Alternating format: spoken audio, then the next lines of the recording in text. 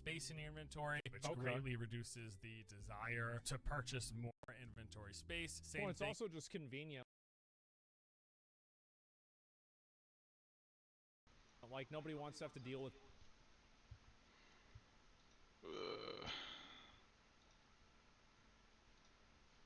inventory. Okay. Like, nobody's having fun searching through Hello? a fucking menu, figuring out what items to throw away. It's annoying. With the pet system, free ones are now frequently available while playing. In fact, while playing through a season.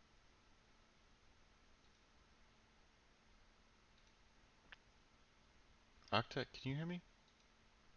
Yes. You can? Yes. Okay. Thanks.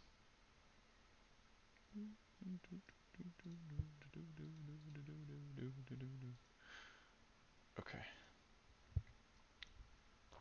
So, Octet, guess what? What? We have consistently lost everything in Bannerlord. We built up a great army, a grand army. And then to have it crushed. Yeah. From rebellions. No, we basically just get like destroyed in the field just by like getting ambushed or something. So what I think I might do is become Arena Merchant King.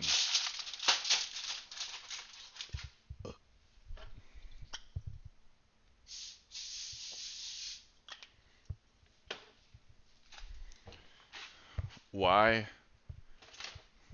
If I can't beat him, I'm gonna try and buy him.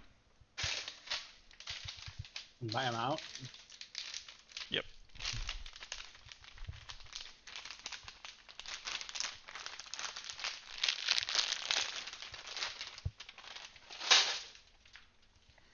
I want to see if I can build up like just a little bit of an army, but so I don't have to like pay much, like out in funds. But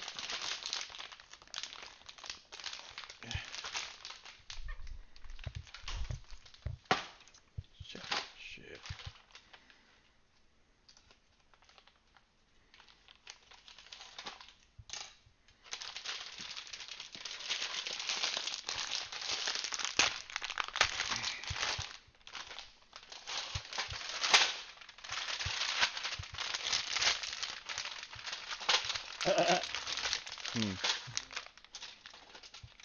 Right. I know, but I'm an awfully good poet.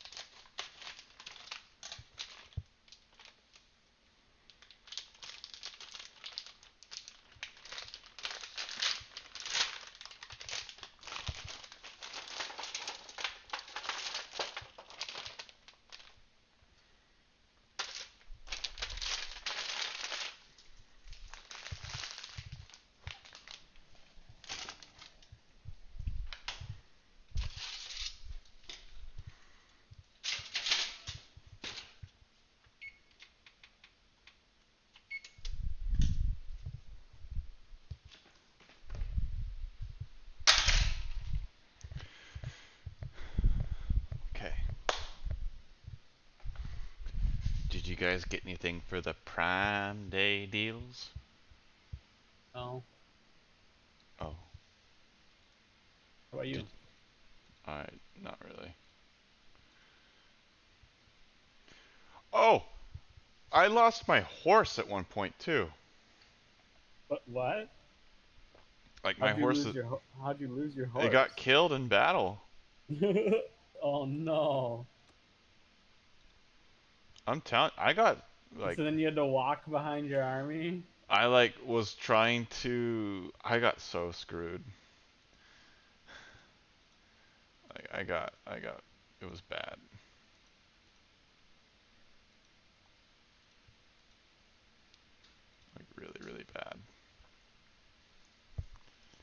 So we're gonna have to. So now I gotta walk everywhere, and I'm pretty sure like four looters could take me out at this point. Okay, I'm gonna try and recruit some some guys. I don't even have any food for these dudes.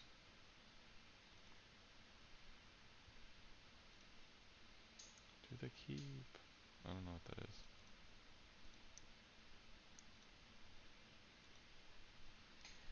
So, yeah, really got messed up.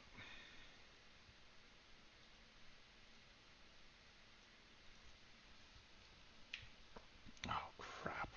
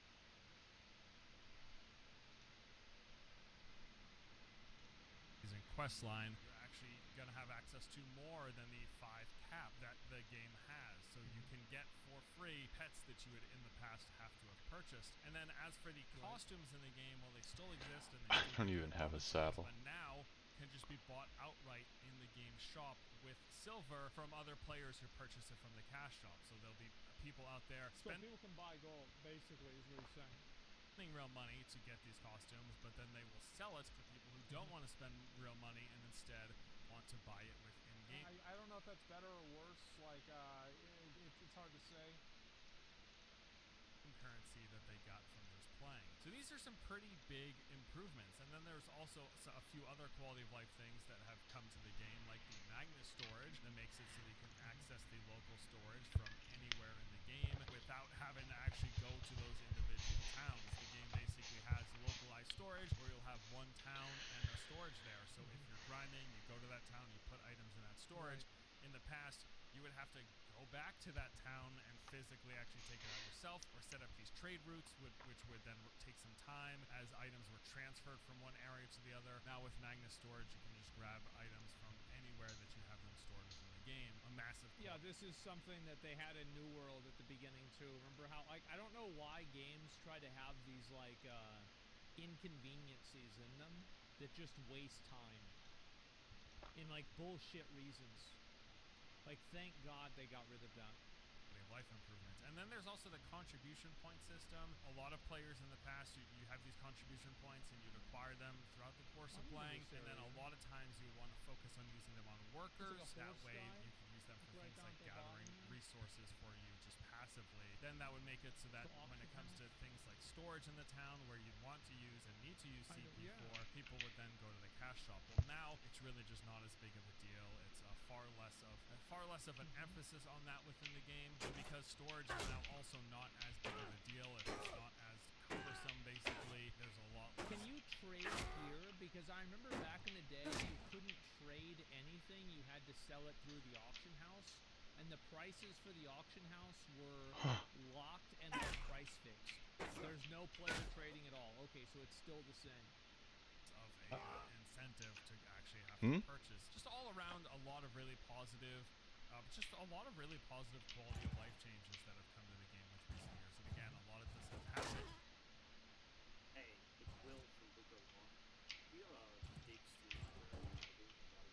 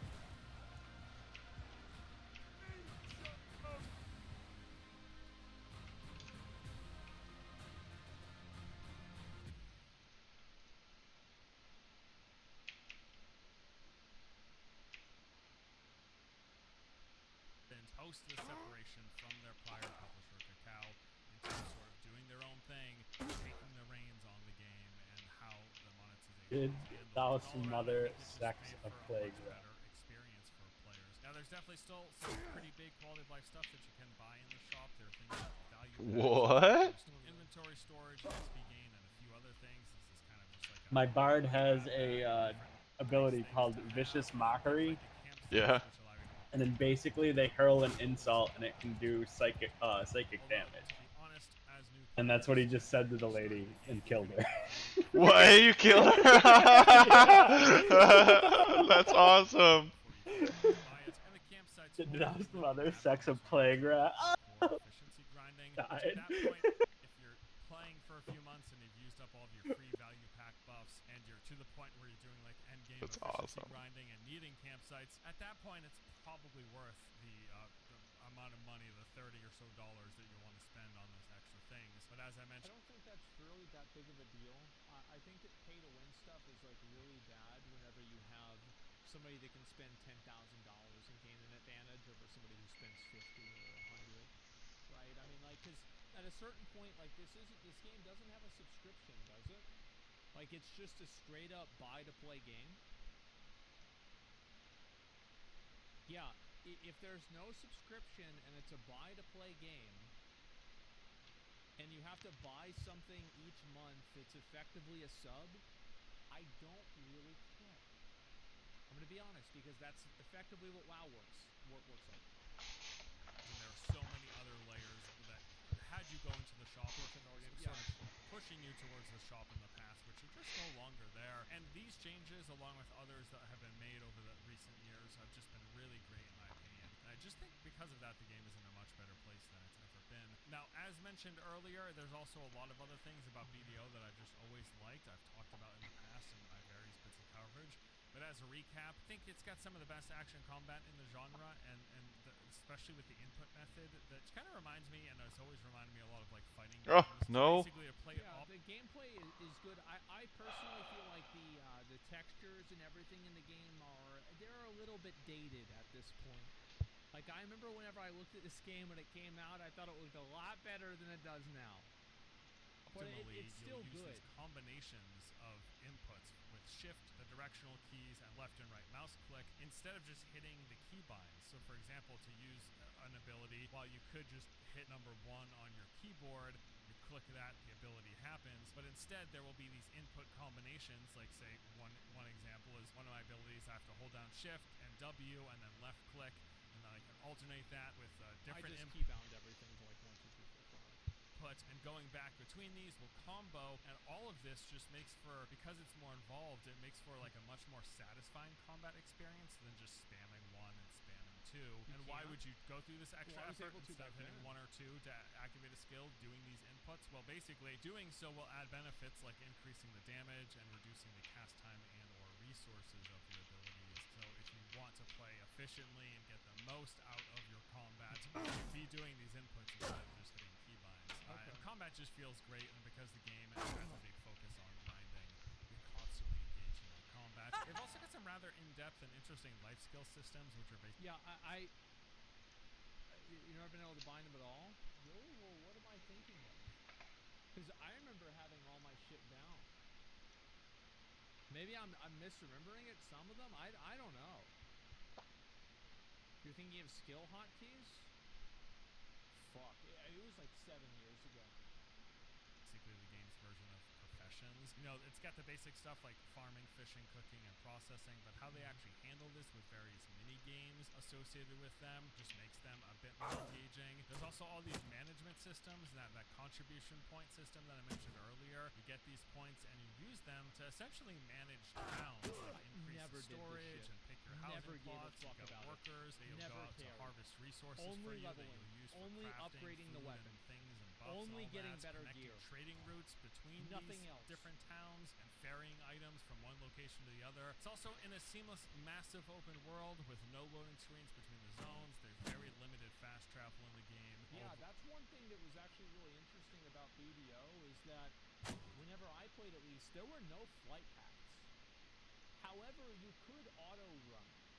So like you could basically like you could like put your character and be like, go over to there, and your character would just run over to there, and it would go left, right, and to the side and everything like that. And I kind of like that. Which Those I always felt teleports? has Okay. made for some great I think that immersion. makes sense too, right? I mean, because I liked it in the scope of the world, but like you make the world bigger and bigger and bigger, and then at a certain point you kind of need it, right? And the world is pretty populated.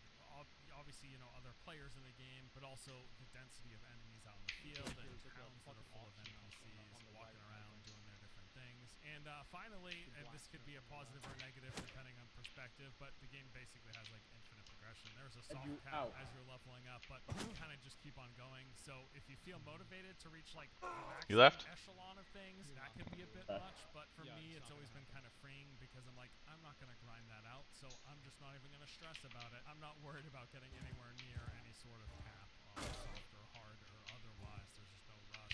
Over the years, basically. Yeah, personally, I'm the kind of person who likes to be able to hit the ceiling. I don't like it whenever the ceiling is Bitch. just infinite. Like I like to be able to have a goal and then meet the goal. For that reason, BDO has been one of my favorite Personally, MMOs to play casually, kind of going on my own Fight path, problem. opening up new characters, exploring, doing stuff, Hmm? not super concerned about the end game, For a grinding fight spots, problem. competing for those. Oh, I was There's a big talking to world, this. I was, combat's great, and and I'm doing the arenas. a lot of fun downtime activities and systems to mess around with, and that's how I've always enjoyed BDO. So come back over the years to check out various updates, see the new content, try the new classes. As mentioned, Pearl Abyss was sponsoring this video Where's because the they new need to stuff? tell you about the most recent updates. So let's talk Is this about like that. the Land of fucking the frog Morning Light, area? the most recent Oh, region no. expansion to the game. First released in Korea back cool. on March 29th, and just recently got the global release last Let's go. week on June Let's go. 15th. Now this opens up Bro, why entirely they- new continent to explore. Bro, Or why at least Koreans this like area is these foxes with a bunch of tails? Yes. It's like that's like the third game I've seen this Korean game has these foxes with a bunch of tails. It's from their culture? Like what the? It's a myth? Oh, I get it.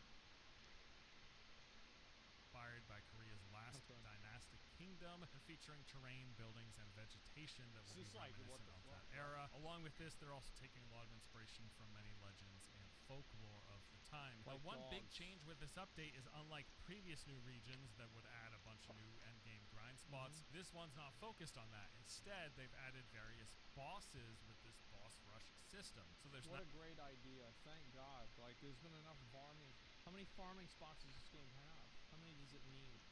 9 different new bosses, each with their own I'd use mechanics, bat. strategies That's to take actually on. Bat. Opportunities will also have Like this actually makes me want to try the game. 10 different difficulty Unironic tiers. W As ad. you move up those tiers, you'll be introduced to new mechanics and attack patterns that you'll have to deal with. There's also these new gathering mechanics called the Green Yeah, this is Artisan cool. Skills. These add new mini games to Oh, fuck various that. gathering life Oh, skills God. that these will be triggering randomly as you're out there gathering in the world, and if successfully done, you're going to use some more energy up. So like what are these? Like what did they just do? Like they went like, okay, so what Flash games do you remember playing in high school? Oh yeah, the one with the helicopter and it would go up and down. Yeah, let's alright. Make that the mining one. Okay, so what about lumber? But you will then also obtain a large amount of materials. There's also now the Marnie Sniper Rifle life skill, which adds various improvements to sniper hunting in the game, including dealing damage increased depending on the spot that you hit. So, for example, the greatest damage increase comes from a headshot. Well, not surprising, but there you go. And then the quality of reward will depend on your accuracy. In addition to this, some other new stuff includes That's new quest badass. lines and a fully voice-acted story. There will be new workers, materials, and nodes for you to find. All of this also accessible from level 1 if you're a brand new player. If you jump into BDO for the first time, you don't have to level up before you get to check out this new area and this new content. All of that combat, everything about it is just scaled to whatever level you are. I'll say personally, also, I just like how, just like with a lot of the prior content updates, Land of the Morning Light just brings some nice new additions to the game. Like getting a brand new play space is always awesome. Obviously, new place to explore. I think BDO does a good job with its open world, and it's been really cool to go. That was, I think, the best thing about the game, personally, was the open world. I actually really liked it. I thought it was great.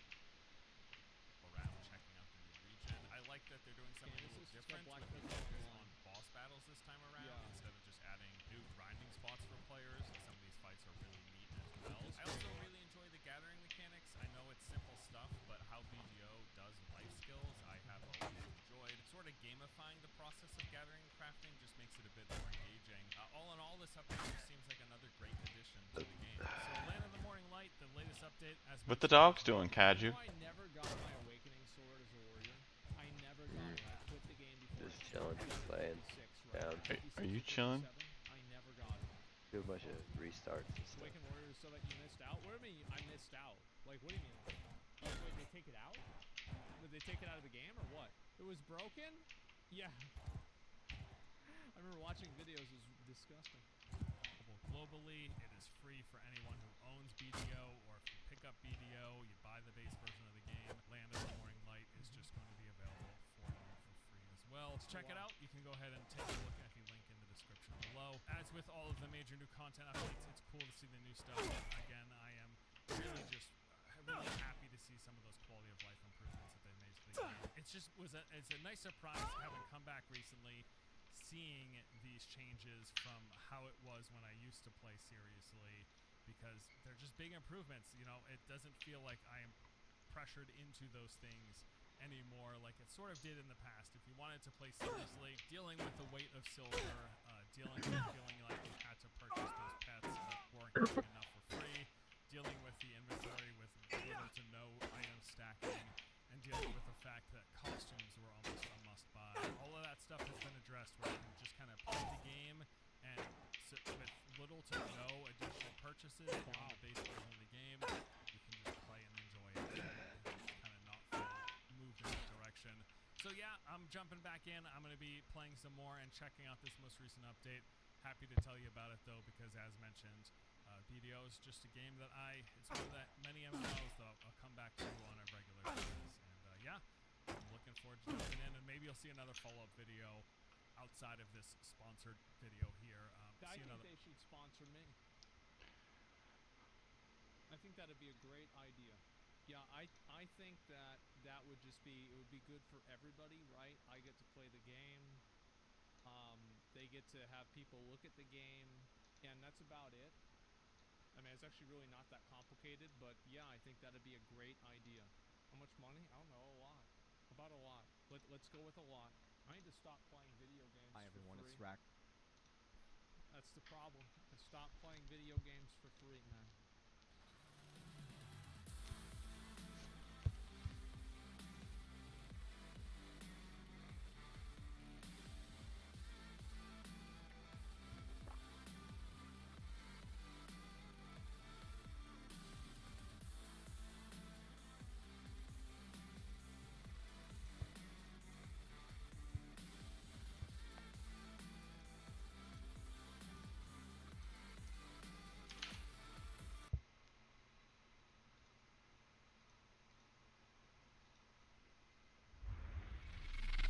We would be honored if you would join us.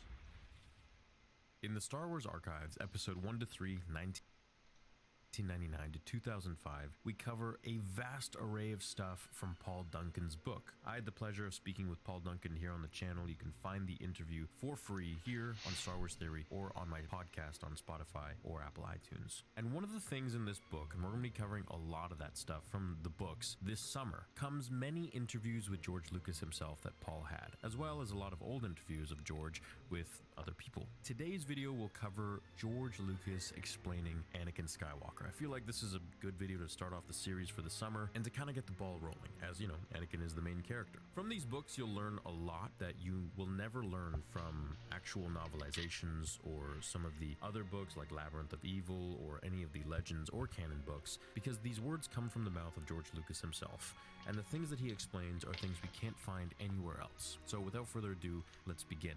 George starts talking about The Phantom Menace, and in it he had a totally different treatment for the movie. There wasn't going to be a Qui-Gon, and I'll cover that in its own separate video at another time. However, as he continues to explain that there was no Qui-Gon and there was an older Obi-Wan, he then goes on to elaborate about Anakin. So here it is. The story has Obi-Wan as a young Jedi in his mid-20s. He's ambitious and takes on the mentorship of this kid who starts out about 8 8 or 9 years old. The kid is enthusiastic, good, and compassionate. Even though he wasn't raised a Jedi, he has a lot of Jedi qualities about him. Even though he's too old to start the training of a Jedi, Obi-Wan feels the Force is so strong with him that he has to train him as a Jedi. So, Anakin starts out very idealistic, very naive, very clean of any dark side. And just to interject right here before we continue, it's very true that Anakin did start out very innocent, and this was the main reason that George chose Jake Lloyd and not anyone else, is because Jake had this very natural innocence about him. For example,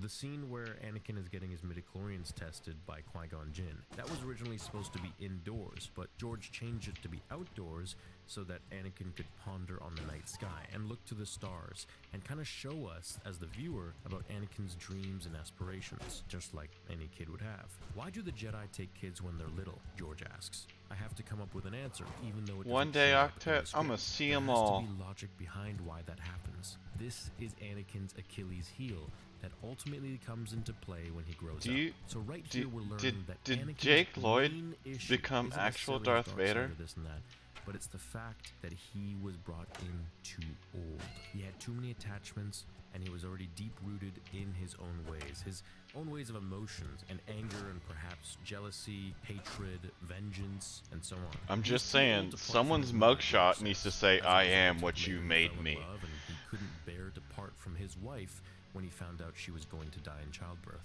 Therefore, when the devil came to say, "I can bring her back," he fell for it, even though it was a lie. Obi-Wan begins as this strong Jedi character, but when you see all 6 movies, you'll see that what Ben is doing with Luke is very close to the same mistake he made with Anakin.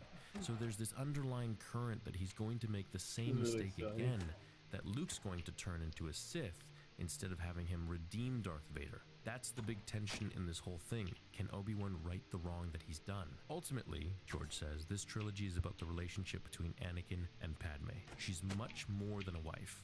It's a complex, slightly dysfunctional relationship, and it resolves itself in a similar way to how Ben resolved the issue of Anakin. And guys, pay attention to this part, because this is probably one of my favorite parts of this whole piece here, is that he's going to explain the intricacies of Anakin, Obi-Wan, and Luke, and how everything actually rhymes and works like a cog in a machine, which is that when one person dies, something new is born. So when Anakin's mother, who is a key player in all of this, dies, something is born in Anakin that becomes Darth Vader. When Anakin is in the process of becoming Vader, Padme finally lets go of him. And so Paul Duncan, the interviewer, the author of this book, says, and in the way that after Ben dies in Star Wars, it reaffirms Luke's belief and trust in the Force. George then says, the core of Anakin's problem is that the Jedi are raised from birth, so they learn to let go of everything. They're trained more than anything else to understand the transitional nature of life, that things are constantly changing and you can't hold on to anything.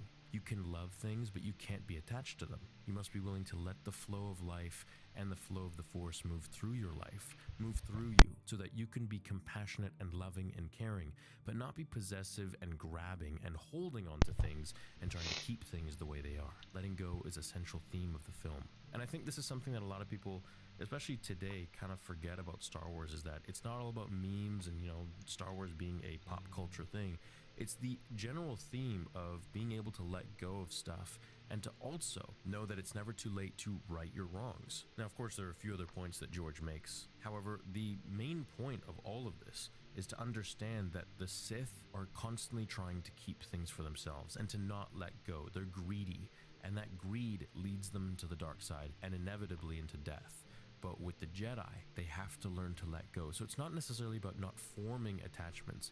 It's about letting things just naturally happen and letting go, to move one with the Force, as the Force would have it. Now, going back to the part where Obi-Wan was trying to right his wrongs with Luke that he did with Anakin, I find that to be pretty interesting, because in another excerpt, and I made a video about this maybe 2-3 weeks ago, that Obi-Wan, as quoted by George, is pretty much to blame for the entire downfall of the Republic because of his inability to train Anakin properly. Now, personally, I think Qui-Gon Jinn could have trained Anakin perfectly, and we could have avoided everything to do with the fall of the Republic and the rise of the Empire and the Sith. But once again, as we've learned, that was the will of the Force, and we have to be okay with that. Because in the end, it did work out. However, there was just a lot of turmoil and, death. So I want to know, what do you guys think about George's words on Anakin. It seems like his main issues wasn't necessarily that he had the dark side or anything, but his main problem was that he was just taken too late. Now, if Qui-Gon had found Anakin sooner, or the Jedi had found Anakin sooner, things would have been very, very different. But I think under the special case that Anakin was brought to the Jedi Temple at the age of 9 and had formed attachments to his mother and had other issues already, I think the only person that could have combated these properly was Qui-Gon Jinn, the actual father figure to Anakin that he never got to have. And this is really what is the underlying issue here, is that Anakin didn't have a proper father figure. And ultimately, when it came to his issues, he wasn't able to refrain from his temptations to hold on to everything that he was taught to let go. Thanks for watching today's video. Catch me on Star Wars Theory Podcast on Spotify, Apple iTunes, and Google Podcasts. Leave a like on this video, please. It really helps the channel out, and I'll catch you all in the next one. Until then, remember, the Force will be with you always.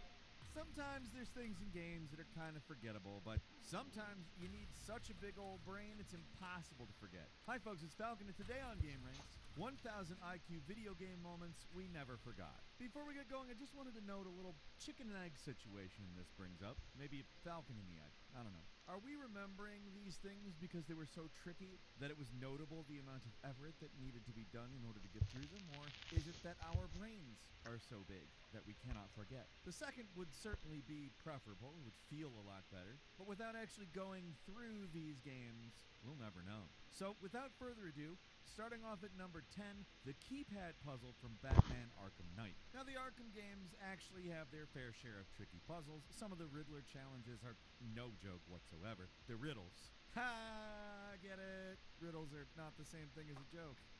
Yeah, but if I had to pick just one puzzle in these games to make me feel like a genius for figuring it out, it's this one.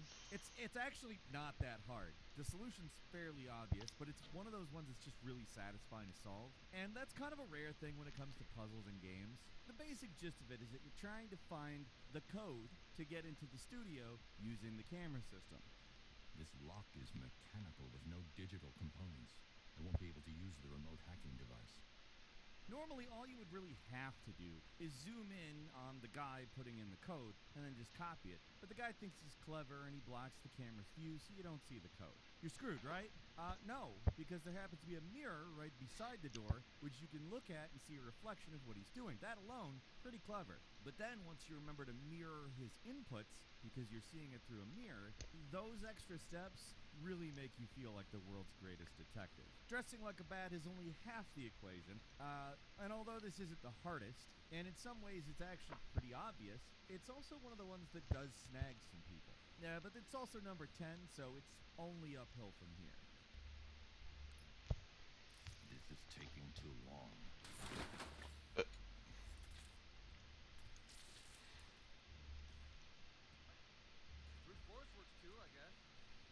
And number 9 is the Fool's Idol secret in Demon Souls. The first Souls-like had a fascination with trick bosses. Most of the boss fights in this game aren't real fights like you've come to expect from the series. There's often just some kind of trick or gimmick to them. Most memorable is the Fool's Idol, which is the boss of World 3-1. When you enter the area, this thing descends from the sky and fights you like a standard boss, but for whatever reason, it's like impossible to kill. How far away are the stars? If you just enter the boss arena, That's Kaiju. you revive. Kaga! There's a way to defeat this boss, but you have to think outside the box. Overlooking the church, you find this random guy who tells you to buzz off if you get close to him. What do you want? I am a humble servant. I do not wish to interfere. I won't cause you trouble. I won't. But it looks like he's channeling some kind of ritual or something. There's no prompt or anything on what you're supposed to do here, and he kind of just seems like a basic NPC. But if you want to kill the Fool's Idol, you're going to have to take care of this guy. So it means you just have to attack him totally unprovoked, which means you're basically breaking two basic game design tenets. That you're not supposed to just attack NPCs, and that the solution to a boss fight can actually happen outside the arena. The biggest clue is the name. Fool's Idol implies there's some kind of illusion going on, and the guy up on the balcony is the man behind the curtain. You deal with him, the illusion breaks. It's a puzzle that's equal parts brilliant and maddening. And number 8 is Mass Effect 2, completing the suicide mission without anyone dying. When you think about it, the final mission of Mass Effect 2 I'd is smash basically Zelda. just one big She's puzzle. pretty hot. It's all about figuring out what characters to use and when to get the best outcome. It's not random or inexplicable. Most of the time, there's a logic to how characters live or die. What did you say, sir? Well, your choices Don't be a generally dirty make old sense man, with Kaiju. how Don't be a dirty old most of the man, choices, like Kaiju. completing everyone's loyalty missions and getting the ship upgraded make perfect sense. But then once you're actually in the middle of the suicide mission, some of the choices start getting more dicey. For example, the part where you need somebody to generate a force field, there's a lot of biotic-focused characters. You're a McDonald. Better. Panzo, Panzanite. Panzo to Panzanite.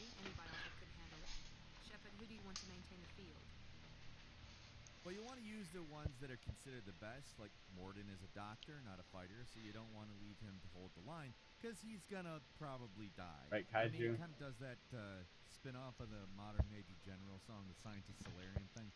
I am the very model of a scientist Solarian. I've studied species Turian, Asari, and Batarian. That's not somebody who survives that kind of situation. And there's often multiple good choices, but during the final mission, a good choice often isn't good enough. You need to make the best choice. There's a ton of possibilities here, and while it's not exactly what most people think of as a traditional puzzle, it requires some pretty serious mental calculus to figure out the best possible outcomes. And if you don't treat it like a puzzle, like a serious problem to solve, mentally speaking, you're probably not going to have everybody come back out with you. Grunt's group just arrived, Shepard. No casualties. Excellent. Now let's make it count. Sorry. And number 7, It seems like this story is going to be a lot more epic. One of the central mysteries in this game is where is Princess Zelda? Better And be. depending on how somebody plays the game, it's something you discover right at the start, or it takes dozens of hours to figure it out. It's sort of a puzzle on its own, because the game never straight up tells you where Zelda is. The best you'll get is someone pinpointing where the Master Sword is, so it just so happens to be the same spot Zelda is in.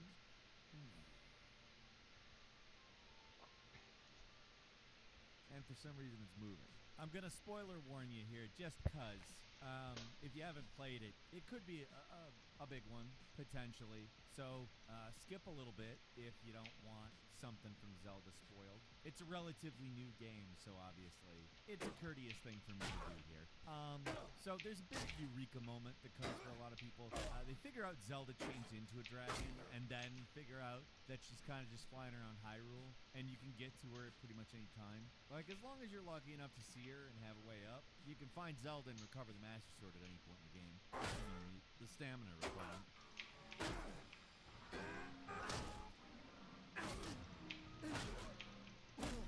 What's interesting here is you're probably going to feel smart no matter what. For the people who took a long time to find it, the clues finally come together and make it clear what your goal actually is. Where people who notice there's a new dragon flying around and try to reach it are rewarded for their curiosity by getting the Master Sword much earlier than intended. In any other game, this wouldn't be something to realize. It would be a story event that happens no matter what. The way you have to kind of put 2 and 2 together, even though they've given you both 2s, it's still clever and unique. And it does make you feel like a genius. And number 6, all the clues coming together in the return of Orba Din. An extremely unusual puzzle game, and it feels like you're just guessing at first, until it just suddenly hits you just how much information the game is actually giving you. Your goal here is to explore Doom's ship. You experience moments in history and identify all the crewmen and the cause of death. It's a detective game in every sense of the word, but there's one curious difference. There's no notes. It seems like the game's giving you nothing to go on, especially if you're used to games that carefully celebrate puzzle elements from story elements, but here they're one and the same. Take, for example, the identities and fates of the 4 Chinese topmen. There's almost no information on these guys. All you have is their names, and that's about it. But a crucial detail can be found in their shoes that tells you who each one is. Welcome.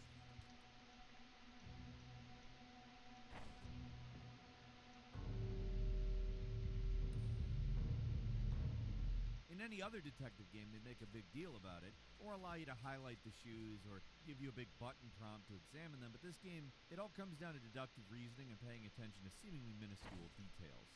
Once you realize everything is a clue in the game, it becomes way less frustrating, and you feel way smarter. And number 5 is the Holy Cross and Tunic. Discovering the secret meaning of the Holy Cross and Tunic is when the game goes from being a kind of interesting indie to one of the best puzzle games out there. The premise, already pretty clever, to be completely honest. You're dropped into this world with no idea of what's really going on, or really even how to perform basic controls. And as you explore, you unlock new pages of the instruction manual. The problem is, the manual's written in a fake language, which leaves it up to you to figure out what it's actually telling you. So, for a lot of people, the Holy Cross discovery just comes naturally at some point. You notice all these weird golden objects with patterns on them, and you look at the Holy Cross and it dawns on people, it looks a lot like a D-pad. When it all falls into place, and the first time you try inputting a code and it actually works, it's like you're seeing the Matrix. So many people assume that the Holy Cross is just some item you get in the game that functions like a key, but it's actually something you kind of had the whole time but didn't know how to use. And number 4, the secret codec message in Metal Gear Solid. Speaking of Metatrix, let's talk about one of the originals.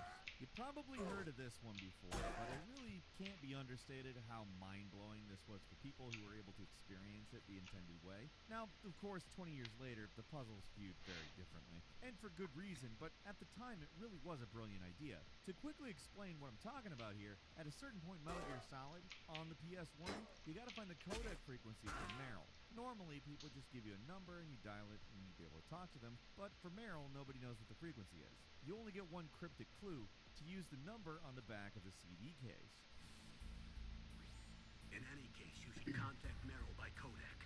Wasn't her frequency written on the back of the CD case? For most people, their first thought would be to look around in-game for a CD case somewhere, or to check their inventory, but when the game says CD case, they meant the CD case, the case that the CD's in, for Cusco.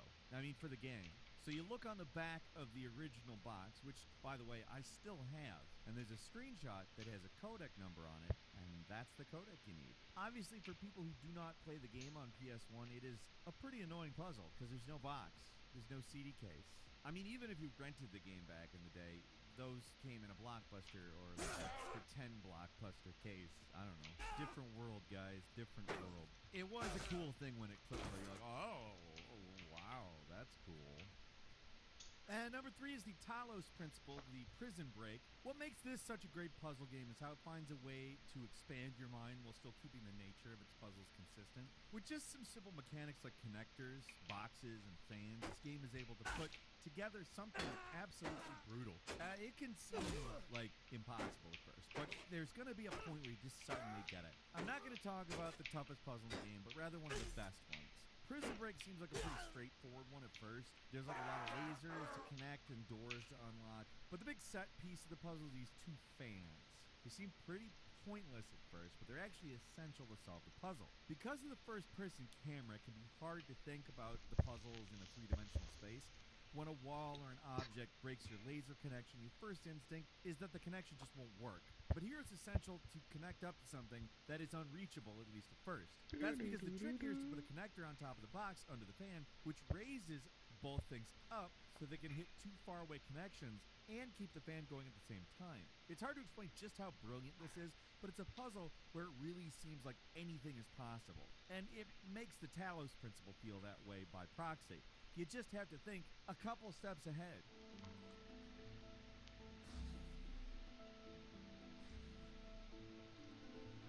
And number 2 is the Outer Wilds, figuring out the rules of quantum entanglement. In a game filled with brain-expanding puzzles and secrets, figuring out the rules of quantum objects and eventually reaching the quantum moon, they're basically unforgettable. Hidden all over the solar system are clues about how quantum works, how you can observe it, and how you can eventually interact with it. It's probably the most challenging and complex puzzle in the game, in fact. Putting it all together can be difficult even when the game basically spells it out for you.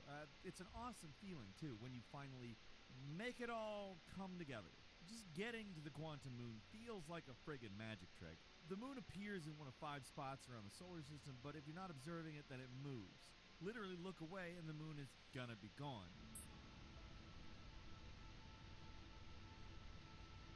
And even if you do keep an eye on it when you're trying to cross into its atmosphere, the atmosphere blinds you momentarily, so that means you can't see the moon, so that means it moves. I absolutely love this. So how do you get there? Well, you take a picture of the moon. Yeah, while you're flying through the atmosphere, take a That was picture. terrifying. And then when you're looking at that picture, you're observing the moon, and it doesn't move. So how do you get it to move while you're on it? Well, You look at go yourself into a room again. and you turn off all the lights, Yeah. and then it's perfectly dark. You really can't observe anything. So the moon moves while you're on it. It's one of these puzzles that's just super mind-blowing and super internally consistent. It's intimidating as hell trying to piece everything together, but when all the clues come into place, the Quantum Moon is just one of the best puzzles of all time.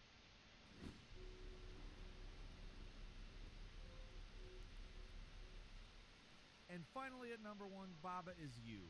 And I'm just going to say everything. There's not a lot of games where you just feel like a genius and a total idiot at the same time, but Baba Is You it's one of those games that does that. It starts off really deceptively simple. It's just a puzzle game where you solve a bunch of rules, starting with Baba Is You, meaning you have direct control of the sheep sprite called Baba. Your goal is to create a win condition, and you achieve this through any means necessary. At first, this is really simple, but it quickly becomes pretty overwhelming with just how complex it is.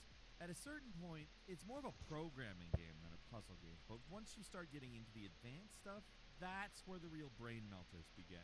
There's so many things you could do this game that sound like they shouldn't be possible, like literally duplicating words or putting 2 words in a single place, and they're not exploits, they're sometimes required puzzle solutions. It's one of those games where either your brain grows 5 sizes, putting the Grinch's heart to shame, or you just tap out. It's one of the hardest puzzle games out there, and it just keeps going. Somehow this game has multiple 1,000 IQ moments in it, even if most people probably will never get that far.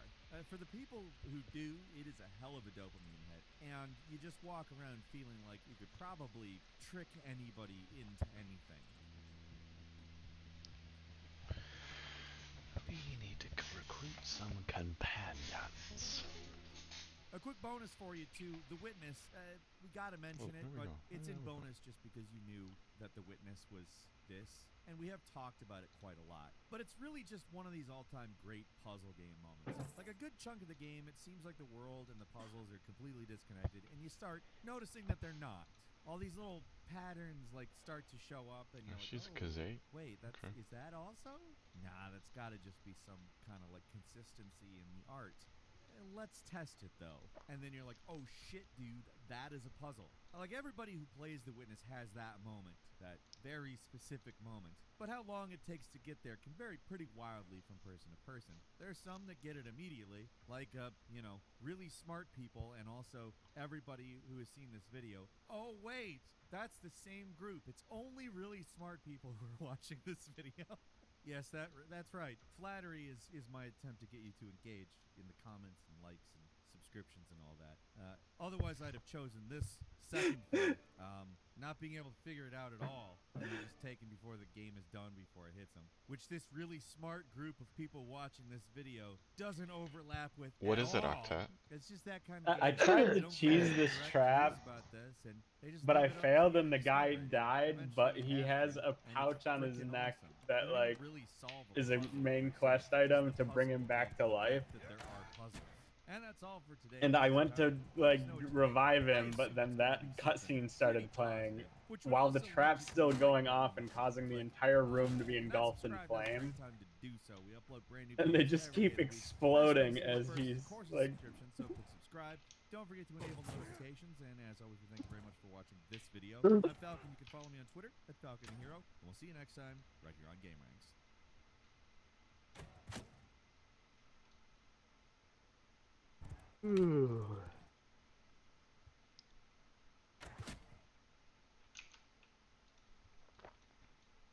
Oh man, how am I gonna get that up here?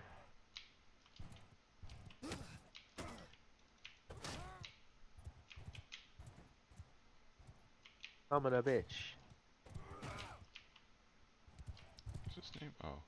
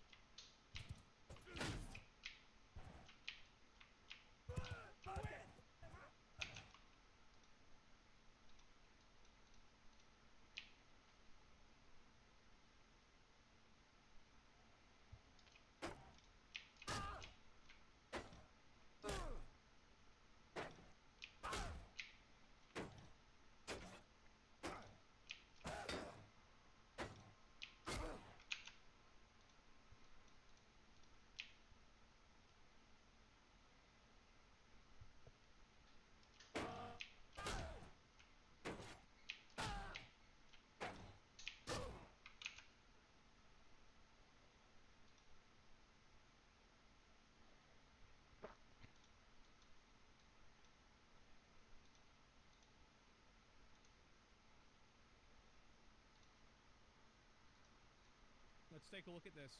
Okay, guys, no more fun animations, no goofing around, because it seems to me the last few weeks players are dropping Diablo 4 faster than cupcakes disappearing at a children's birthday party for reasons we could sort of pinpoint and talk about, because there are honestly quite a few. And by the way, please let me know what you all think about this in the comment section below, because this is your opportunity to voice your opinion on a platform to a creator that truly gives a No, it's true. I ate a lot of cupcakes whenever I was a kid. That's true.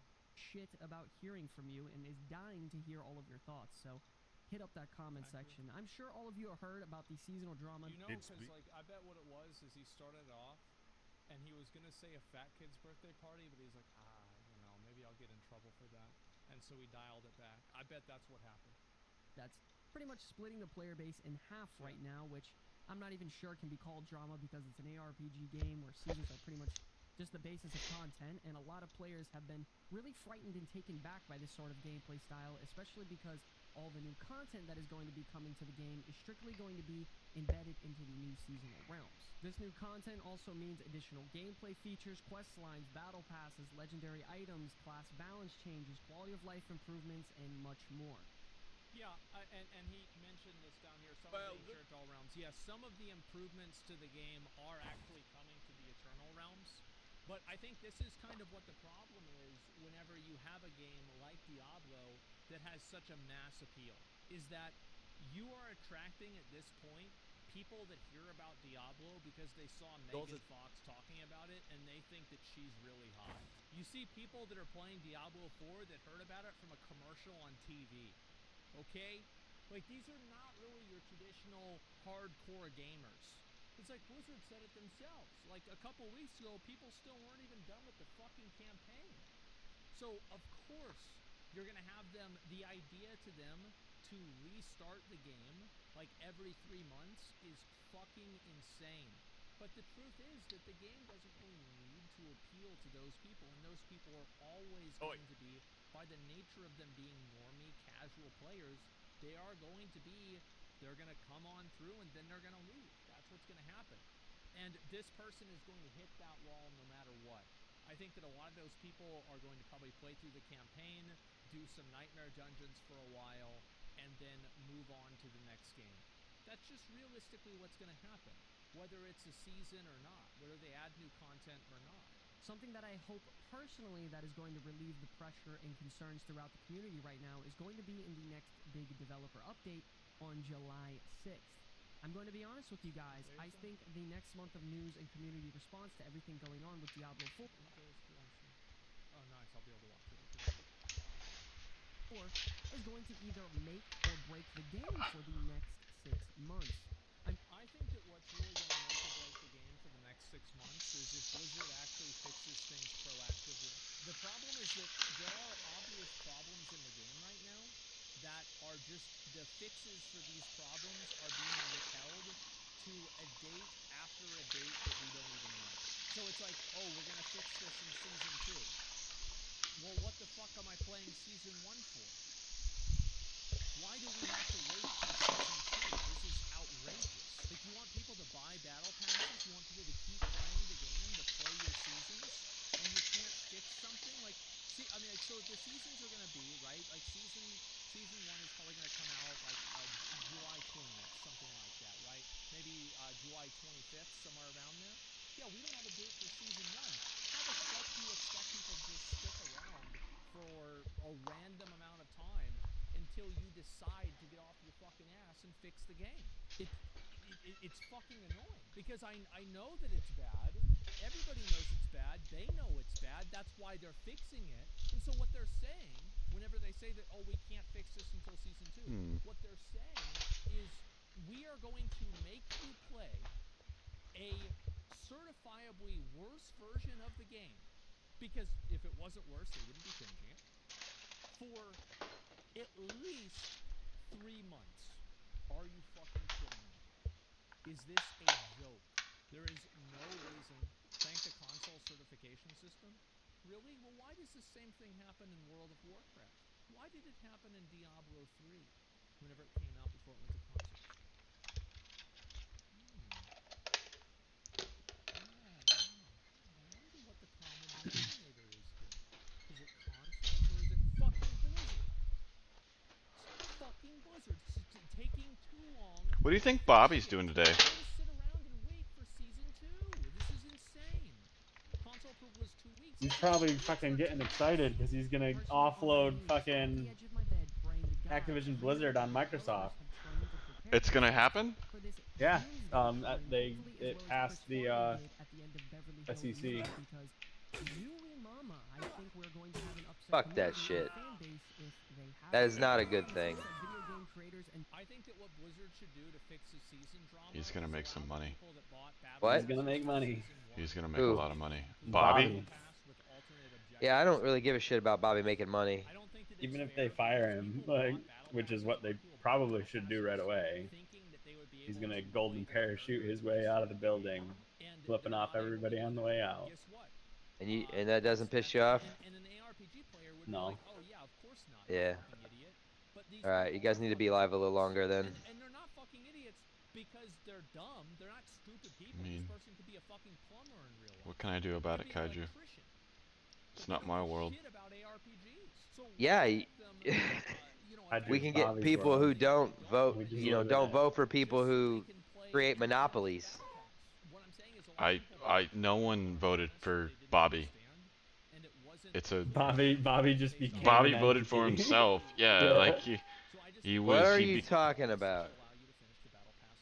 Who are you talking about? Is Bobby the CEO caught of it. a company, right? Yeah, he Okay. made a shit ton of money for his Yeah, shareholders. do you not okay, the people in the SEC are going to approve that because they've been bought out. They have to approve it because No, they lost don't. their case. Europe hasn't approved it. Europe said no to it. We don't have to do it. Europe didn't say no yet. It's still going through their legal process. It went through the legal process and it didn't fail the legal process, so it kind of has to go through. Well, it's not a good thing. It's a monopoly. It's just going to make things worse. Every problem that we have right now when it comes to like prices of stuff right now is all because we keep doing this. We keep consolidating, and everything keeps getting condensed down into these one companies, and this is why you're overpaying for everything. It's like that is the worst thing that could happen. I hope they shoot it down. Microsoft doesn't need to own Activision. This is all just a money grab. Not gonna do anything for us. It's just gonna make one guy super rich. You know who that guy is? Yeah. Bobby. You've been saying his name. But it's not a joke. This isn't funny. Like, it's really irritating. There's nothing I can do to prevent it, Kaiju. There is. It's just gonna take time. Have you guys ever seen that meme of the dog inside of the burning house? I'm a little fish in Bobby's pond. It has nothing to do with Bobby. The government decides whether this is gonna happen or not. Bobby can't do shit. You can stop talking about Bobby. I'm pretty sure it has to do a lot with Bobby. No, it doesn't. Other than he made the decision, I want to buy this, and then it's all up to the SEC. If they say no, then he's fucked, and he'll just have to keep doing what he's doing. Which I'm would be pretty good for sure all he's of us. trying to sell. It's supposed to be fun. It's just a game, man. I don't understand. He's the CEO of Activision Blizzard. He's trying to sell Correct. it to make another yacht fleet. Yes, correct. Which will give Microsoft an immense amount of power, which they don't need. That's why they're playing video games. Because they go to their job and the boss's son gets promoted. They're already misusing it. And as usual, they'll say, oh, we promise we won't do this. And then a year later, they'll do it. But guess what?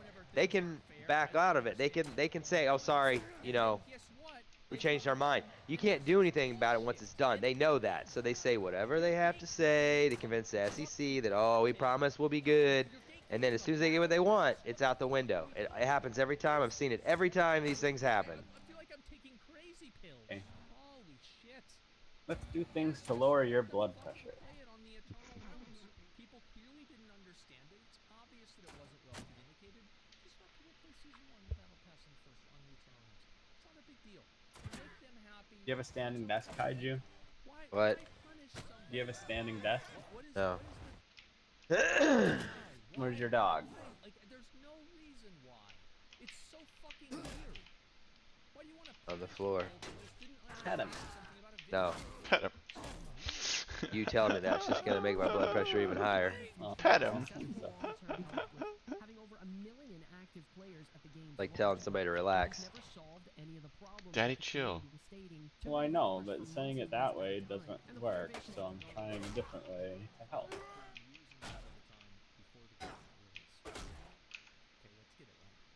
Okay, so how far do one of these go? I got a good husky. I like to scratch.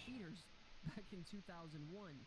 You like me scratching him, huh? Now, 1 month into Diablo 4's launch, I'm seeing a very similar pattern with Oh the shit, okay. player base. As a content creator, Well, that'll work. Kinda. Wait, but how am I gonna do the transport? Oh, I'll have to push it sideways. Shit, okay. Damn, that actually went. Wow, is Elden Ring dying? Oh my god, it's a month afterwards. They lost over half their players. Hey Westies, have you been keeping up on that series I told you about with Star Wars and the Phantom Menace?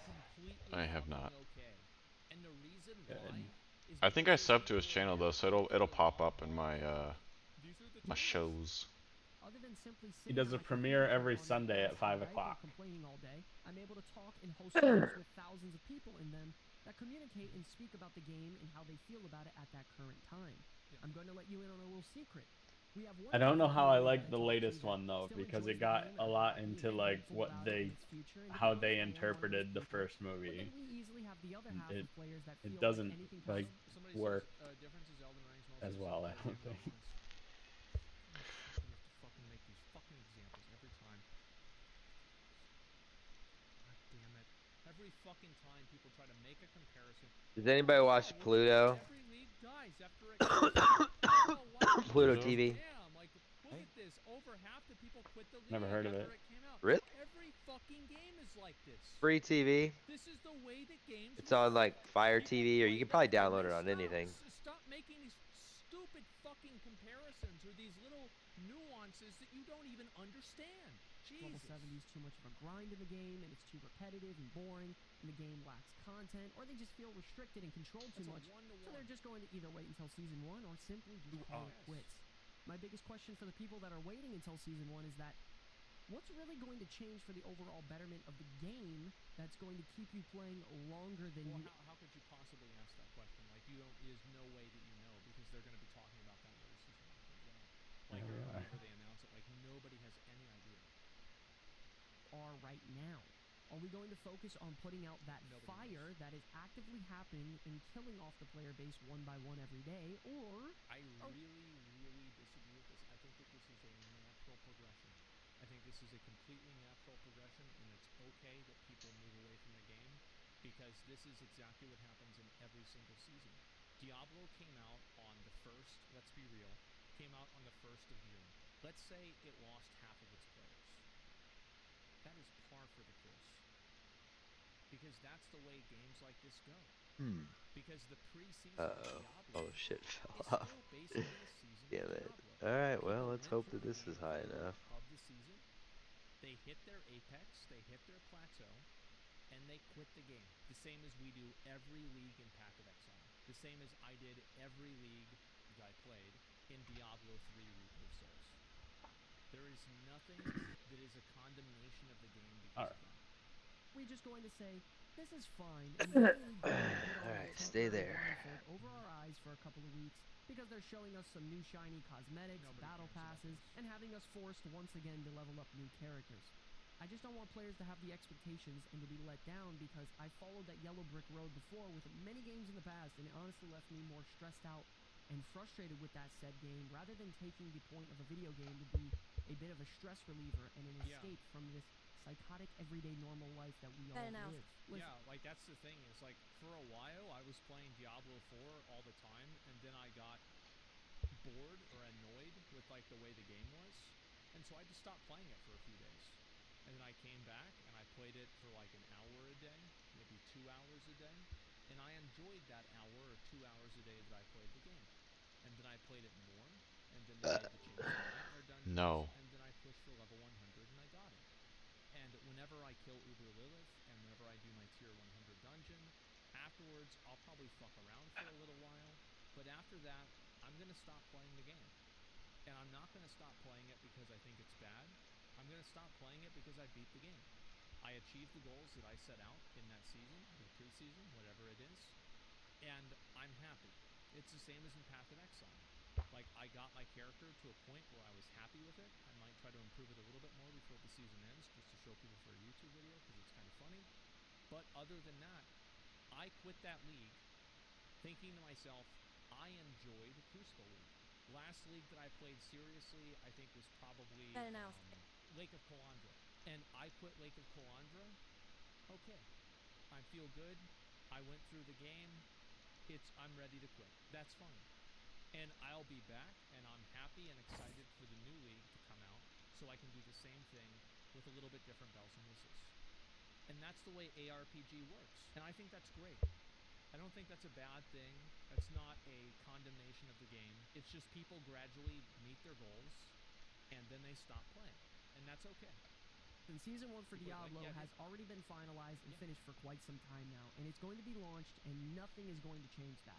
But man, you know what would really surprise me and make me want to smack my mammy is if the developer said, hey, you know what, guys?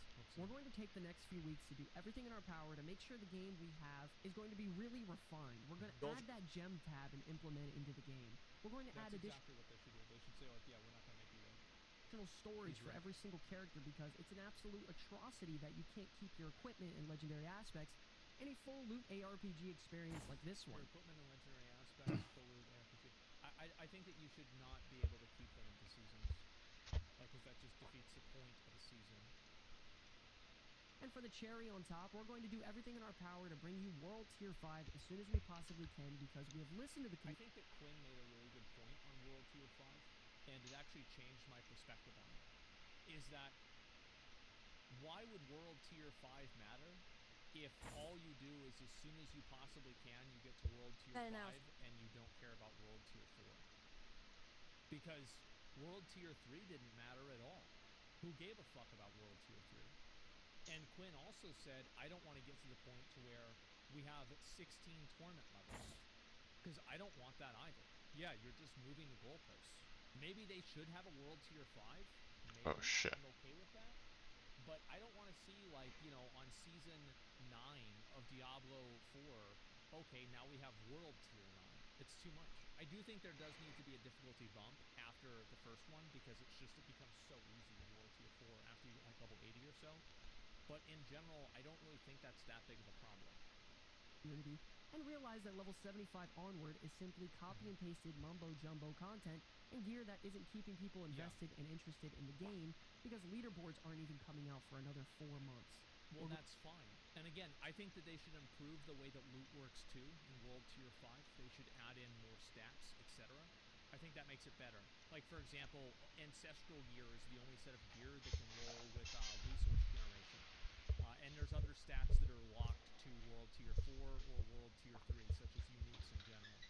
So I don't really think that's a bad thing at all. I actually think that adds a little bit more nuance to the game.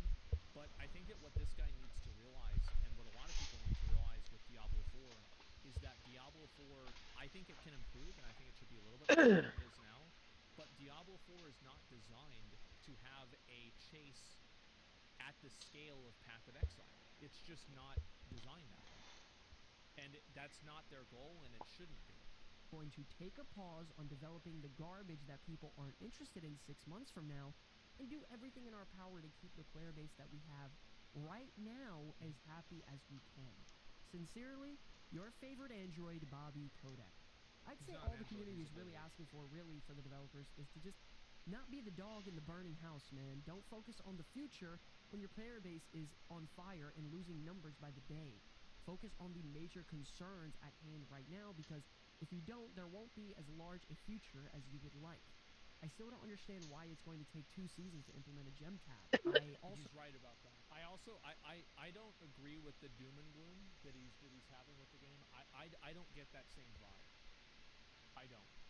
Like, I think I've had fun playing the game. I think the game's fun. You know, the same as like an ARPG. I play the game, I hit the pinnacle, and then I stop. Okay, I'm good, right? Yeah, I don't think it's a big deal. But with this, he's totally right.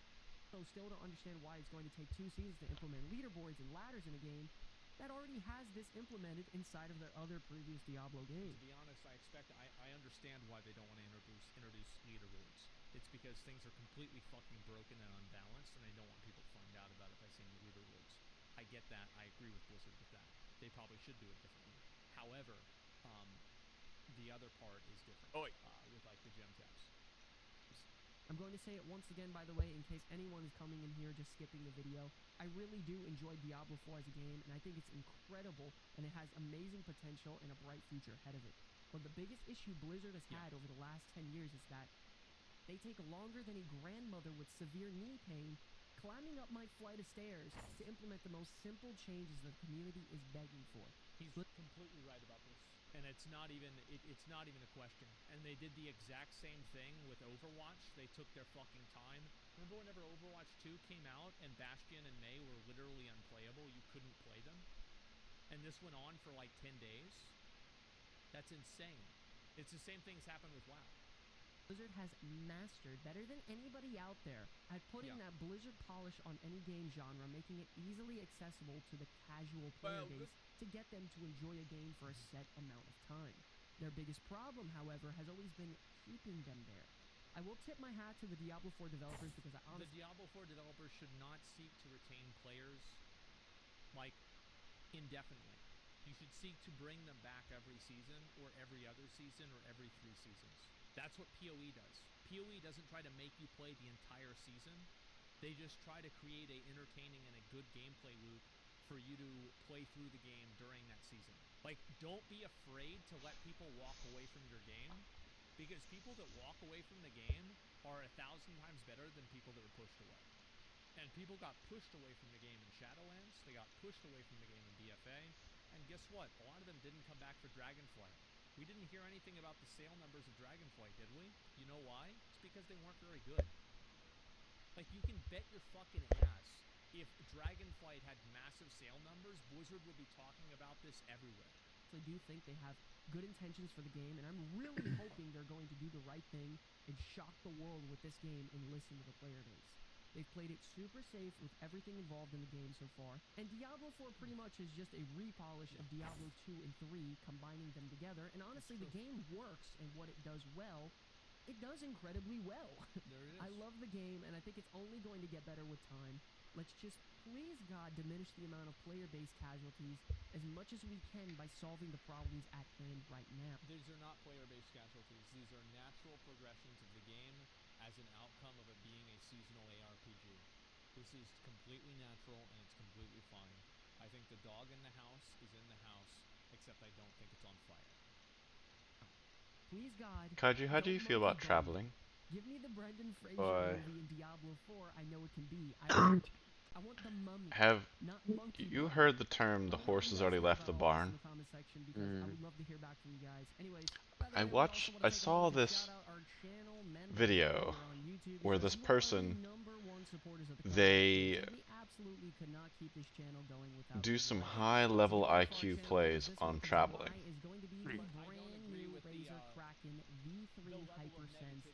They, after terrorists attack, they go to that area where the attack was and travel to that area.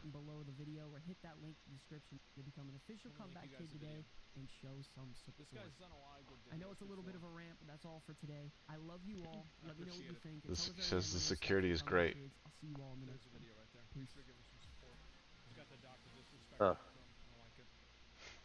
I just really want to say that, like, I just don't agree with the doom and gloom, and I think the game is doing a lot better than what people are making it out to be. That's all I'm really trying to say. What do you think about this? I think that people moving away from the game as a natural progression through finishing their character is totally okay, completely healthy, and not bad.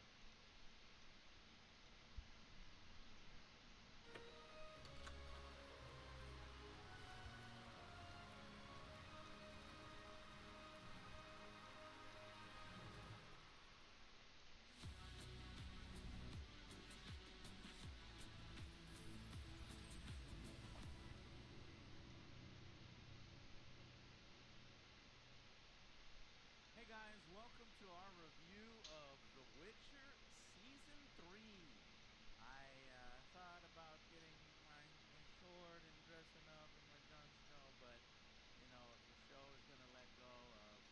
his the last best season, thing, so. the best thing in the show, Last then season, I'm what are you just gonna do? gonna let go as well.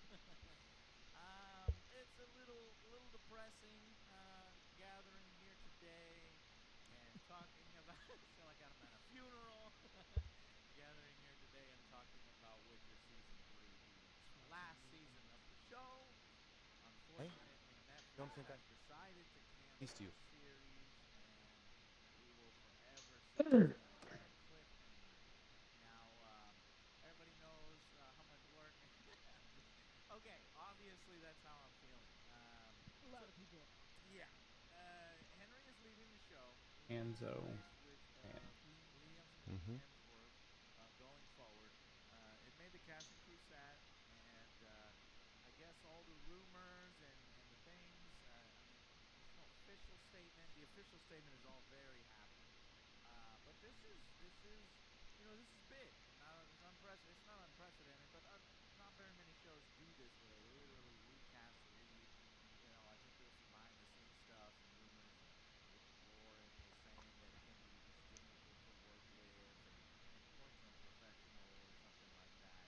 And then it came out that Henry was like, he's just upset and a little frustrated with how the series is kind of treating the source material. He wants to stick close to the source material, do justice to the character, and with Geralt, they kind of give him, you know,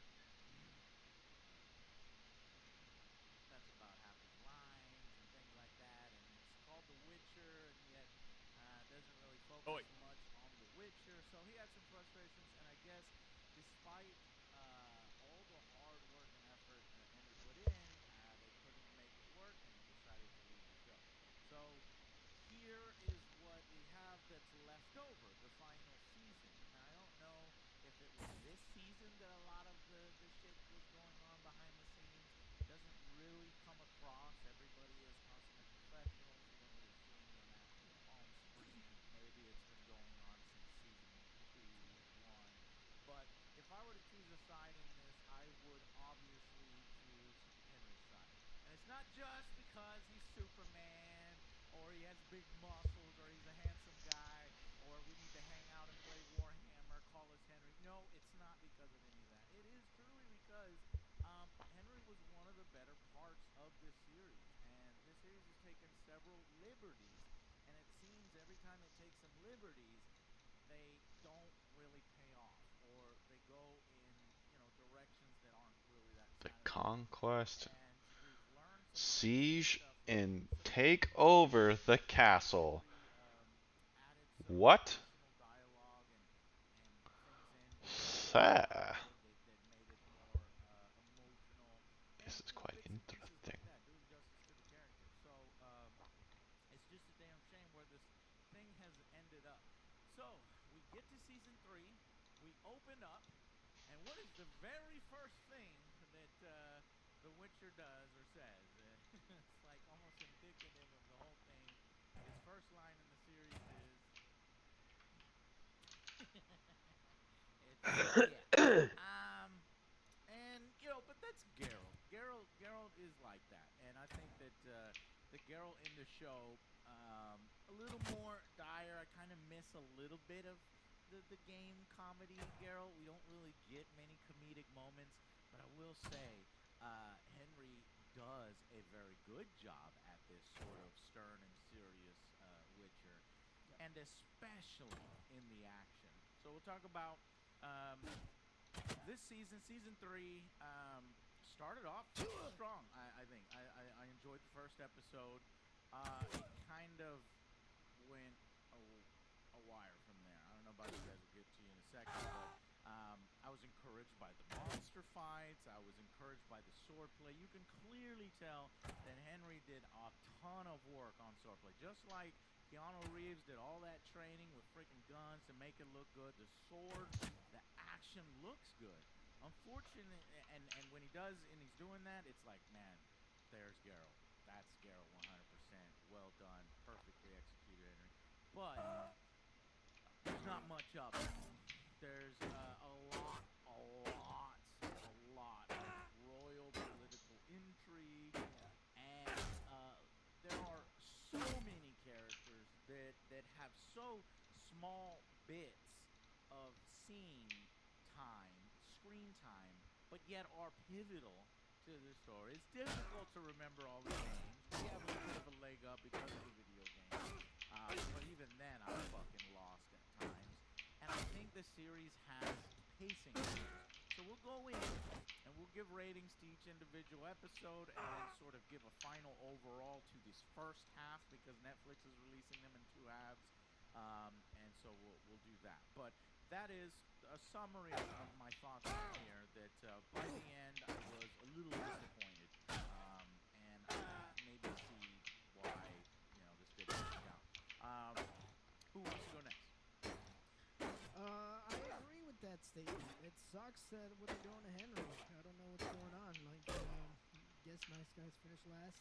Yeah. The guy just wants to play Warhammer. He's like, I get the fuck out of here, go play Warhammer. Hey, he's getting DC, fucked over left and right. The Witcher, hopefully Warhammer treats him well. My opinion on Warhammer is that Whoa. that license is very difficult to execute. Kaiju. So I want you all to realize Are you okay? what is being put on Henry's shoulders. And if it comes out and it's not perfectly executed, don't freak out because I think we can give him some Yeah, just have to leeway keep spitting this shit out. That's going to be tough. Annoying. He can't catch a break, and he's walking into another potential trap. We'll see. But other than that, though, like you said, first episode I really liked. The swordplay, choreography, the way he was just acting as Geralt was amazing. Yes. But, like, as you see further on, like you said, it starts, like, kind of dividing into, like, the politics and then, like, a lot of Siri doing kind of dumb shit that just wants to get in trouble. Yeah. It just starts kind of focusing on everyone else except That's for what I'm saying, Joe. which I was like, I guess they're doing this because he's on his way out, so we got to kind of put the other people in the forefront. Yeah, I wonder if that's what frustrated him, or if that was a result of him being frustrated. I think it might be because like it's The Witcher. You don't really see a lot of Geralt as much going through these episodes. We So, love Geralt as a character. too. The series thinks that, no, the popularity of The Witcher is not Geralt. It's not The Witcher. It is Witches. Radivaz and Subadais and Falabobis, okay? And Philippa and fucking... I hate Falabobis. So Falabobis, I fucking hate that guy too. And Stegabol and, it's just, it's a lot. It is, and like you said, like these characters kind of like show up for like a minute. He's like, oh, well, that was an important character. But I don't remember who the fuck that was. Because we go to the next scene The pacing, instantly. yes, again with the pacing. We have this minute-long scene, and then as soon as it gets interesting, we cut away, and now we're in some other, and then we do these two characters, and then we cut away, and we do these two characters, and then we cut away, we do these two characters, and then we cut away, and we return to the first. Characters like, fuck, man, if we could just live in this world need with some one focus, maybe I died. maybe 3, but 17 focuses. That last episode. You died, Octet? That ruined it. It really did. Like honestly, I was like, No, I just they more like should have added people went another down. episode or something because like ending on that one, I did not like. It's like, all right, there's too much going on. There's like all the repetition, the pacing. Did not enjoy that last one. I had no expectations. I wasn't gonna watch this. I don't think people should have watched this. I think where they ruined my experience with the Witcher TV show last season. They had Yennefer attempting to sacrifice Ciri, completely like destroying any like the character, the relationship, this ultimate mother-daughter relationship, this whole story. Yeah, how's this person? This series was ruined for me last season. Yeah. And so nothing they could have done was going to fix what they, like what has been fucked cannot be unfucked. They tried, but they tried. They They wash it away and they go, oh no, I would never do anything that hurt you ever again. Almost You can trust it's me. almost like they retconned it. Who are you? You're my sister. Exactly what they did, and they go, oh man, pure fucking hubris. We did fuck that up. And then they tried to act like it never happened. Yeah, so I don't have any faith in the showrunner or the writers. I think Henry does a great job. I actually don't have like I agree with everything that you said except for one thing. I don't mind this story being there's a lot of crazy political shit going on, and Geralt's just a character kind of going through doing his own thing, and he's intermixed. He doesn't. I want him to be the star of the show, but he doesn't have to be front and center. But in order to do that well, you need people that are significantly more talented than the people they have, because I think that they've completely and totally failed with any of the political intrigue. Nothing has any opportunity to breathe. You'll have these really short sequences where you'll have one character do something, say something, then we jump all the way across the continent and do something else, to something else, to something else, and all of a sudden we're back on Geralt. And so nothing has any time to breathe, so nothing feels important because it's not on screen long enough. And then we get an opportunity later in the season to try to culminate, and a lot of things come together with 3 of the 45 fucking plot lines that are all kind of going through, and they completely fall on their face. So I don't think that this season is going well. I think that the pilot was pretty good. Yeah. And then from there, we're talking about at least 2 points. You mean episode 1? Yeah, that's episode 1. And then, at least 2 points lower in every single episode. And even further than that. So, I don't think that this... I know we're going to go in episodes, but I don't think this series is worth watching. I think that you shouldn't hate watch this. It's just, I don't think it's worth supporting. It is not good storytelling. It is not a good depiction of the character of Geralt. It is... I don't know who the fuck this is for. So if I weren't, if we didn't have to watch this the last 3 episodes in 4 weeks, I wouldn't. Yeah. So I know we're such big Witcher fans, we kind of have to, and we want to let others know. And I agree. I very much agree. And I'm curious, it's gonna be even less. I mean, we're talking about 4 and 5 is what Netflix wants to do. If I last respect, no, I mean this is the last season. It's booked. They've committed to 2 more seasons. Okay, so so let's go now into individual episodes. So episode 1 is a pretty good opening. Here's what works. So now we'll get into what works in the season, in the first half, and what doesn't work. What works? Henry Cavill with Ciri, some of the training, some of the bonding, some of that interaction. I do like how Ciri is growing. I didn't initially think the actress fits the role and can handle it and can become a good fighter and convince me. She's earning it from me. So I think she's doing an alright job. Not a perfect job, but better than I expected. I kind of hate how the whole, Yennefer betrayal thing happened. That is complete bullshit, didn't need to happen, and then they spend this entire episode undoing that and saying, no, now Geralt forgives Yennefer. Don't worry, there's nothing. Oh, you can't sleep in the same place we sleep in. Okay, maybe you make good soup, you could sleep, and you're looking good tonight, and I'm getting horny. Some lonely nights, man. That's basically how they fucking wave away the fact that Yennefer was going to have Ciri murdered. Or so, I tell you what, Henry's acting, and they kind of pull it off. Fucking bitches. The fact that it happened in the first place, Motherfucker. that was a stupid Workout has been completed. Like it is now, without her actually having done that in the past, because it doesn't make sense like that. Then we get Fire Mage sending a monster. And the so this whole fucking season, man, it's like everybody's looking for Ciri. How many factions do we have? Let's 4. try to count them. I think there's 5. Nilfgaard. Nilfgaard? Nilfgaard. Yeah. Nilfgaard. With the king, Emir. Lively crew tonight, I see, as always. Sorry, I'm concentrating on the arena. You don't need to concentrate, just block left click. I got 2 dudes trying to... Fuck me. No, so the Fire Mage is a... I'm still talking about the arena? Got him! No, the Yes! is the new faction, and he has been hired... Are you early game, or are you playing your old save? Mid game, I think? Tier 3? Okay, yeah, that's kind of mid game. You're starting to get into the global conflict. You're no longer like running around helping farmers. I'm just basically trying to build up my cash, because I just keep getting... I can't compete in the field when I just get blobbed by hundreds and hundreds when I have like 80. Mm-hmm. So basically I'm like, okay, I'm just gonna stay neutral, win a bunch of cash, and then just do what I can to people after Oh, Siri. and don't forget. Is there 6? I think there's another one, right? Just to build Is a Oxnard a nice. skeleton man? Bounty hunters. No, I'm a balding Oh bard. yeah, there's generic bounty hunters Nice. everywhere. Oh, that's the NPC. Bounty hunter factions, lower level people. So they're coming after you, though. Yeah, and it's So just it's we just take a no lot. sides. And We at will. times I'm like, you know, it's like I'm just gonna be making the whole caravans, roster is forward by so doing many different quests. factions going after it. Right now I'm at that. plus 750 per day. Not really that invested in saving Siri, honestly. I should be more invested, and I don't know, you know, I guess they just didn't set it up properly. With a giant ass sword. What sort of bard are you? I do feel like they're doing a good job.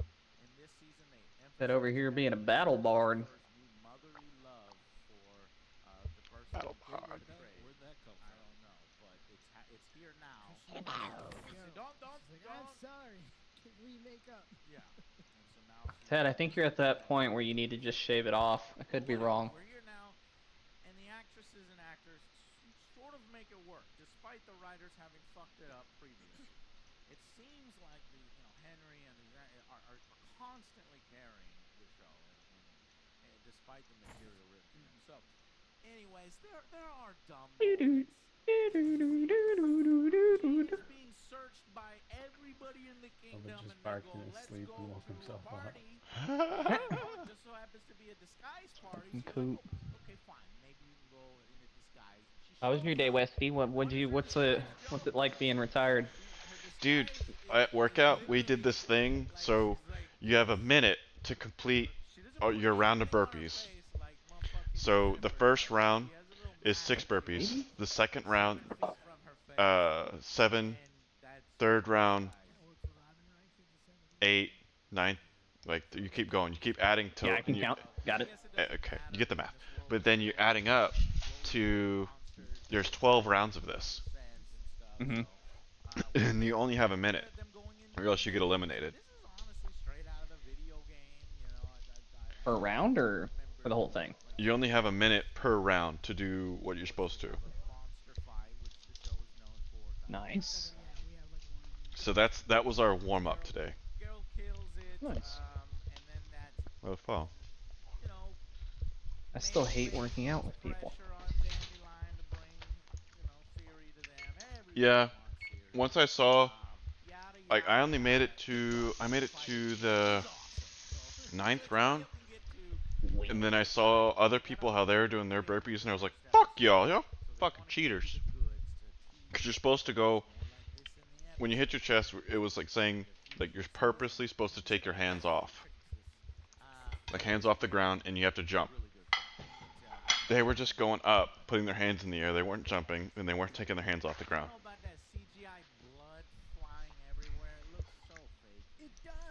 Oh, like you gotta push up with enough force to. Like, whenever you hit the ground on your chest, you're supposed to take your hands off for a sec and then push up. That way you're not like, you clear that brace that you might have, of your hands being on the ground. And then when you get back up, you're supposed to jump. But whenever they're getting back up, they were just standing up. They weren't jumping. Nice. So they're strong. No. Bunch of cheaters. That's what I got out of it. Yeah. I think he's making all this up. You don't even buy your own games, Kaiju. Yeah, I do. You don't. I buy my own games and don't buy my own games. What was the last game you bought? What is the last game you bought? I think Elden Ring. Freya, stop. That's a banger. It was a banger. Oh, Westra, she missed it. What happened? It was a hilarious moment of Kaiju-tude. Of what? Kaiju-tude. I asked Kaiju which one which one was better, Elden Ring or Cyberpunk, because he was playing Cyberpunk, right? Yeah. And we had a conversation. Basically said they're different games. You can't really compare them. And Kinda then fair. we were talking about how. Oh yeah, it's fair. we were talking about how like they improved the bugginess in the game and how like it actually runs pretty smooth. And I'm not even shitting you. 3 seconds later, Kaiju's just like, my graphics card crashed. Whole PC turned off. Yeah, but that was because I was overclocking my card, not because of the game. The comical aspect of it was hilarious. You were just talking about how it was better. It wasn't the game. It was way too I know, much but power it's for my just fucking card. funny.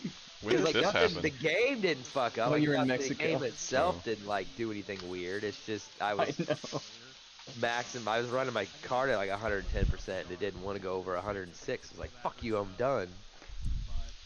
But it was hilarious. I damn near peed my panties. Would have been more funny if I like T-posed or something.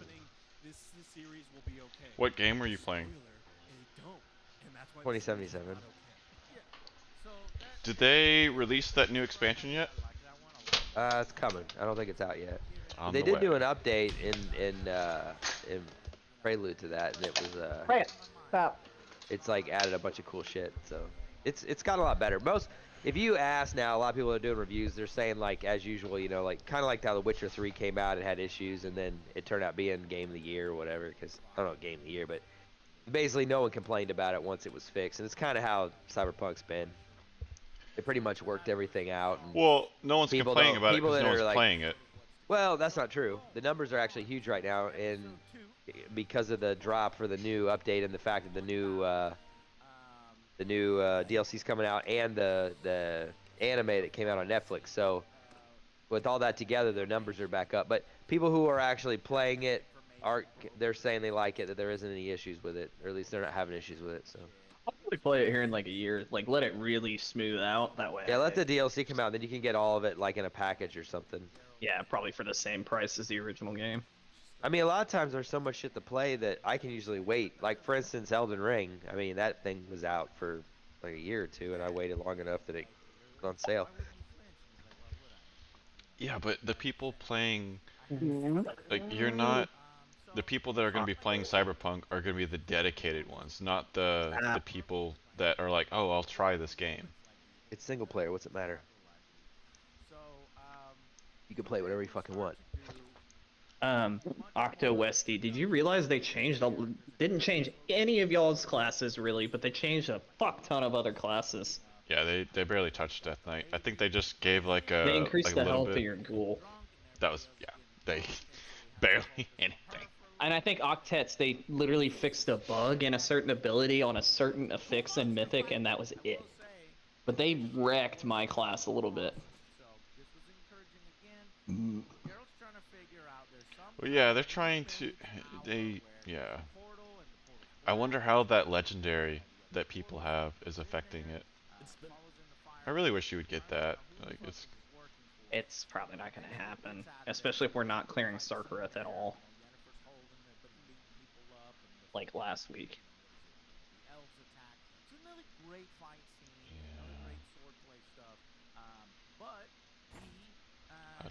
I don't know what to do. Like, we should really I think we should start our week off doing the skip, going straight to Neltharion so people can get that trinket and Sarkareth, and then we go to heroic. Okay, I'm gonna go watch lawyer shows with the other half. Dun, dun, nice, have dun, fun. Dun, dun, All right. dun, dun. You guys have fun too. I won't. You always get on when I'm getting ready to get off.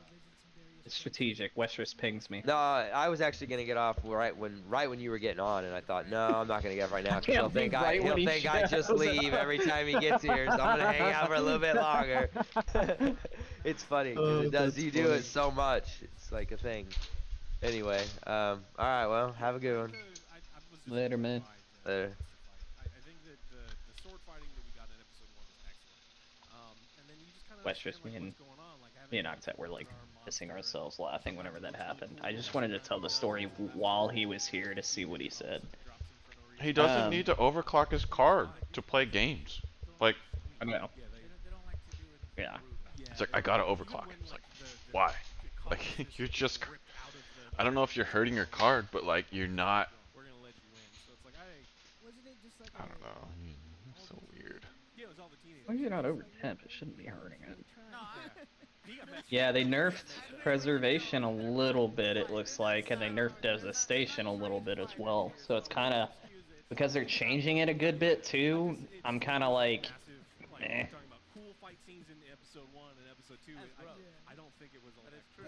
I'm wondering if it's even better time to try it. But anyway, so Geralt Who finally that be? fake Siri. He got fake Siri because I was like, why they gotta choose this actress? You in Florida? Orlando. Because they didn't understand Yep. that they were doing a thing where she's like, I'm Siri. And it's like, oh, what? What's happening here? This could be interesting. Sup, dog? Well, I don't remember any of this shit anyway. So anyway, we're moving on. So I liked it, but I liked it less. Yes. So let's go for final verdicts on this episode. Nothing much, dog. I think the highlight was that gross horror I got you, Wes, just so I didn't leave you hanging. kind of setting up, there's some new Oh maids, man, there he some goes. unique powers, And he's back. but then we were cutting away to a lot of various characters. Honestly, I'm putting a 5 on this one because I do remember that cool fight scene. I do remember a couple of other stuff, but other than that, you forget. There's a rail pug quest chase.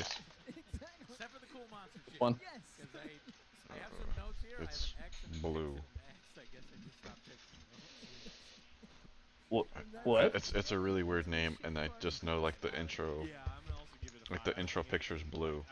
I'll tell you in a little bit. I know what it is. I'll do it with you if you want. I started it, but I mean I need I'm the pretty sure if material. it's the one I think it is, I've done it. I think that's how you have your little aura thing on your ship. Okay, yeah, that is. I killed an Eidolon. Like the Big Daddy? Yep. Nice. How do you do it? I don't know. I got carried. How the fuck did you kill? Oh. Okay, so then we go on to episode 3, which is called Reunion. And this one, basically, we get a little bit of Danny, Dandelion. There's gotta be a way for us to level our little dude, the kid, weapon. Yeah, there is. Is it through the focus stuff? Yeah. Fuck. And this character, if I remember right, is like fantasy Hitler. Yeah. And so we're doing a thing where they like to change whatever they want, whenever they want, how they want. But that like that weapon that you use has a level 2, and I'm like, how do I put mods and stuff on that? I don't know. There's quests and stuff that you gotta do. We're probably just behind on quests. Just Yeah. Yeah, he's like Dandelion killed what? And he's looking for his. In the book, it's like we don't need a goddamn gun. I've been trying to like research stuff so I could tell you guys when you get here, but I'm just like, fuck, this is a lot of shit. yeah, it's not too bad once you get moving. But like right now, we should be at Cetus, the Earth's thing, doing stuff there. Yeah, we need to do the war within. I think I've done that. You Yeah. would unlock the things other than the first 2 passives. Oh. I don't think I've done that then. No, because you have to do the Heart of Demos, and then you get a Necromech stuff, and then you gotta farm stuff at Demos to progress on the next quest. So, Have you done the war within? I thought I did. Okay, so there's transcendence and transference. I think we're doing transference. Their eyes gouge out, their bones like separated from flesh while they're alive, screaming. And so it's like, oh, your mom did the best she could to help you survive. It's like 1 in 100 kids survive, and then they get to the point where they inject. Stats can be augmented through focus, school abilities, and arcane enhancement. So, yeah, it's like you watch that animated one. Yeah, when I saw that anime, I was like, there's no way there's any witches left ever. I feel like my master is just not even budging right now too. And I'm Think about too is like Oh yeah, well you're running around in a max level frame and shit. Are you No, I'm rocking leveling. weapons? Yeah, I'm leveling up weapons, but I'm leveling up like the same weapons, so that's probably it. Yeah, yeah, you can only get the master credit once. Okay. You've already mastered that gun. You can't just remaster the same shit over and over. Gotcha. Also doing missions you haven't done, quests you haven't done, all that stuff you should master. So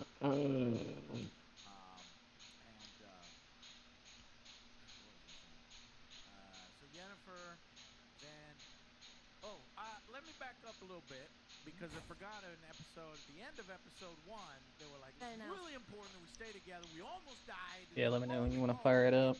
You see, we shouldn't split up. Did you see what I was saying about the augmentation? A minute and Number 37 one. seconds later, they're like, let's split up. That's good. Okay, Scooby-Doo. Excited. Well, so he also breaks the evil guy's hands, and he's like, he has his sword and stuff, and he could just go like stab, and as he's running out of the portal, and the next thing he's like, I gotta split up, so I gotta kill that guy. It's like, you beat him. You should have just killed him. But anyway, so I'm then going because to I bring save that this. up, because then in episode 3, Yennefer, and so Geralt goes off,